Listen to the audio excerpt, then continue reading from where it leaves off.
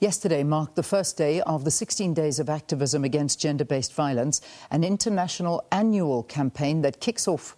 It was on the 25th of November, the International Day for the Elimination of Violence against Women.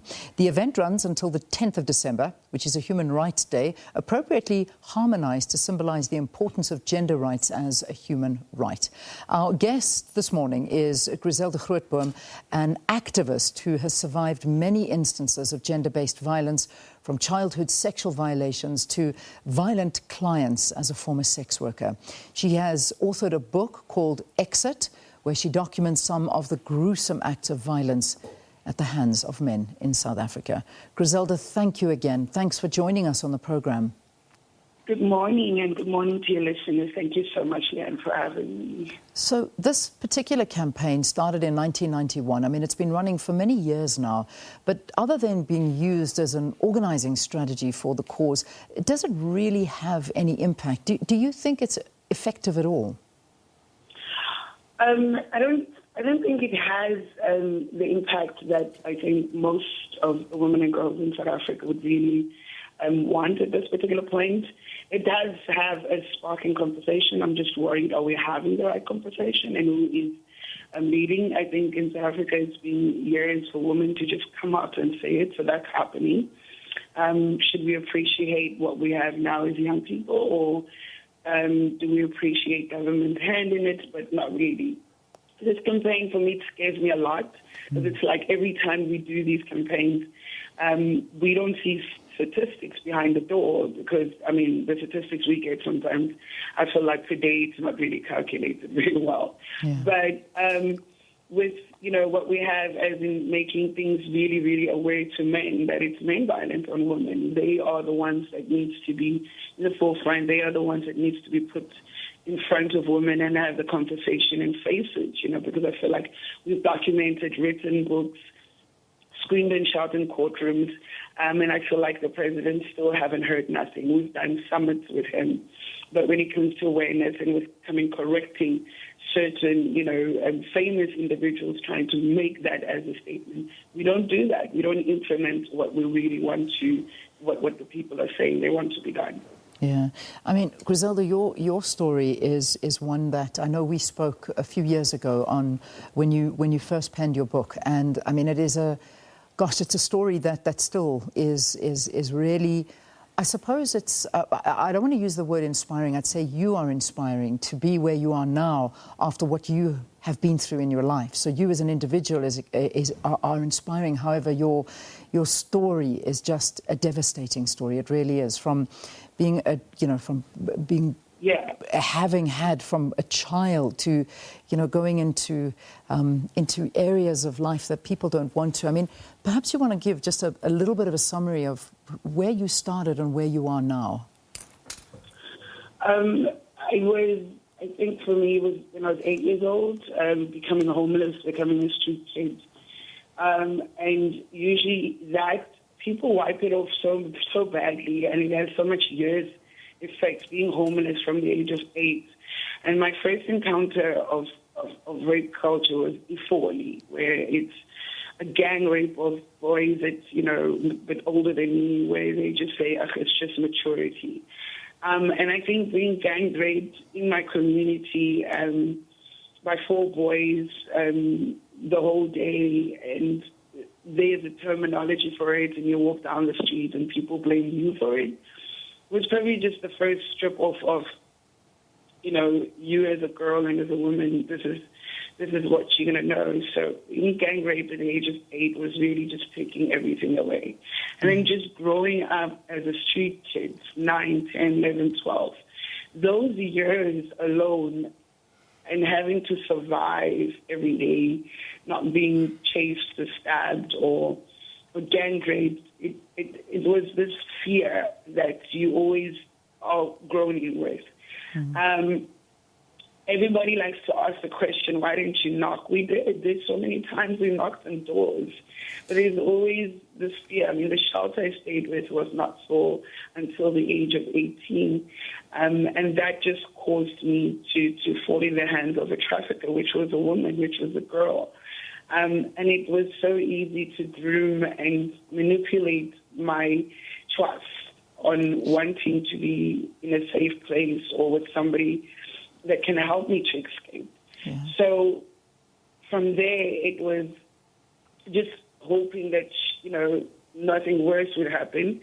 And leaving with this person, coming to jailbreak, I really entrusted myself there. But I think when you have been raped at the age of 8 and trying to survive after that, not even going to a clinic or not even speaking to anybody, you don't really grow the sense of you in a country where you can go to the police station or you can just dial pick your phone and call a social worker.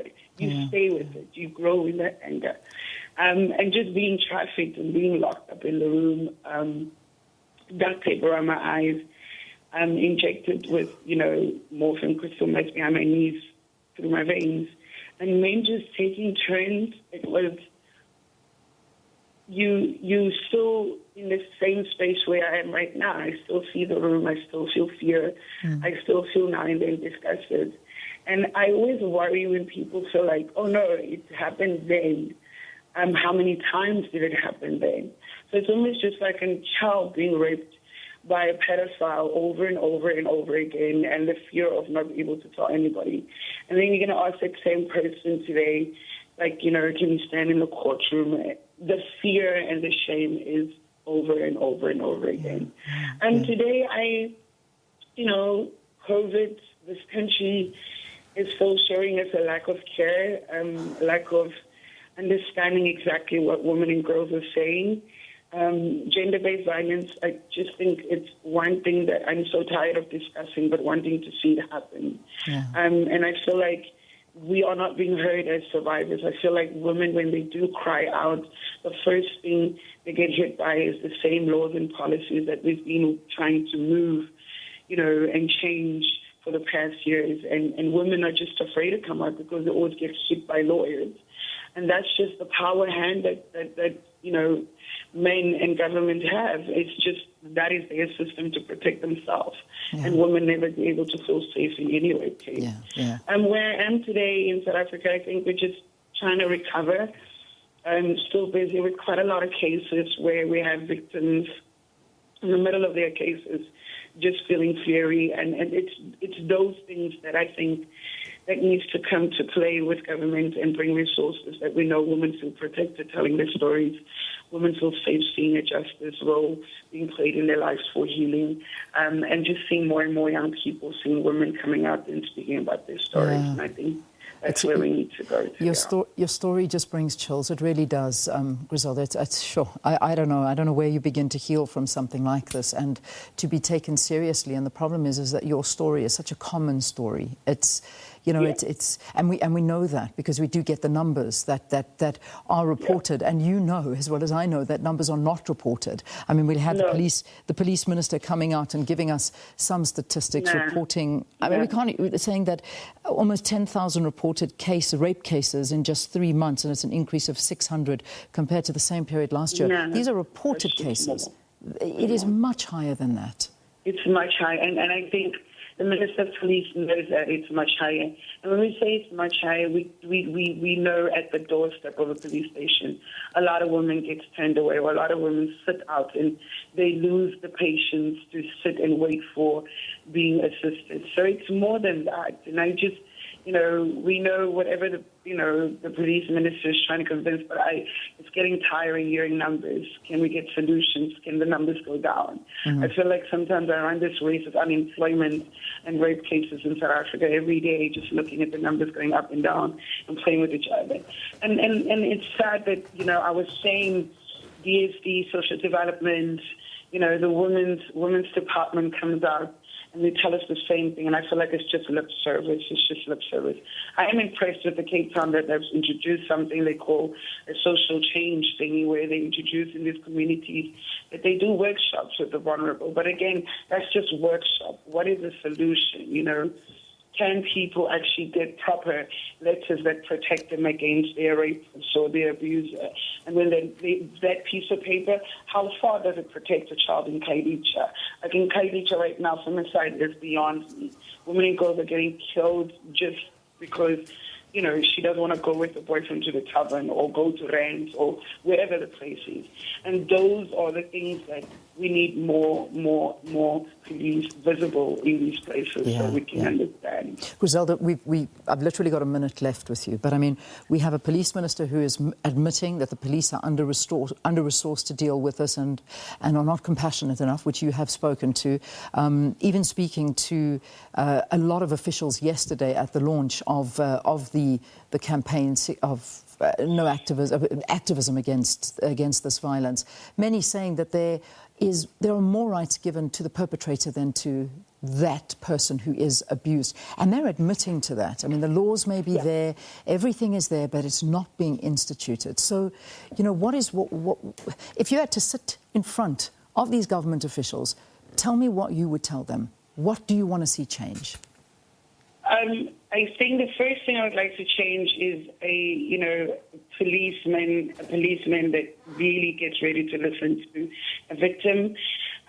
Secondly, you know, the case being handled very, very fast and very, you know, sensitively. And, you know, cases not taking long. Like, it needs to go to the courtroom. It needs to get people that are ready to work with proper judges. I feel like the gender-based violence cases in our country have been so manipulated that women also now, we see them on stands for abusing their partners. And that's why it's so important that we need to start bringing in, you know, organizations that know how to deal with these cases from the ground up. And yeah, I just feel like we need to focus more and more on seeing pedophiles and, you know, perpetrators really go to jail. Like, you know, this opportunity of bail still comes. This opportunity, like just in my area, if there's a case that's open, you see the person 3 days later, and then but then he goes back to the same environment. He goes back to the family house. So stuff like that, he should not be back in that house. He's been abusing kids, and he shouldn't be back in the family. But again, those are one of the culture things also that needs to change. The importance of awareness also is very, very important, especially in the red zone areas where there's high level of abuse. Those places need to be taken care of. There's a lot of depression, there's a lot of mental illness, and there's a lot of people just going for violence and alcohol. So those places need to be tackled as it's one of the red zone hotspots at least. That would be my thing. And the awareness and campaign needs to be an everyday thing all over the media. And, you know, the telephone numbers that we have to call for assistance, it cannot go to the same office where the same person that needs to take a darker victim for questioning to be the same person that answers the calls, because that's what the answers you get on these phones.